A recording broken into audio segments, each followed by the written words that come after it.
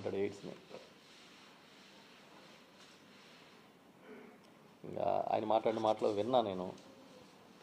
ఏం చెప్తాం బాబు, నువ్వు పామ్ ఆయిల్ గురించి ఆయిల్ పామ్ గురించి ఆలోచిద్దాము. ఇప్పుడు దిత్వా తుఫాన్ నడుస్తుంది కదా, ఇగో మా కళ్ళ ముందు భారీగా వర్షాలు కురుస్తున్నాయి. 3 రోజుల నుంచి ముసిరేసింది, వర్షాలు గాలులు ఈ ప్రాంతం అంతా కూడా, కోస్తా అంతా.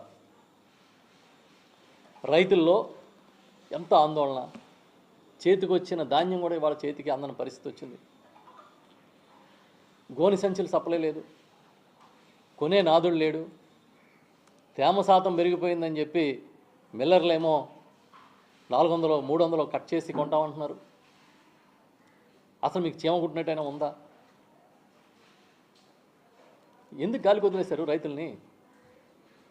అసలు దిత్వా తుఫాను మీద ప్రభుత్వం ఎక్కడన్నా ముఖ్యమంత్రి గారి స్థాయిలో ఒక రివ్యూ చేశారేమో అని చూశాను నేను, కానీ ఎక్కడ రివ్యూ జరిగినట్టు లేదు.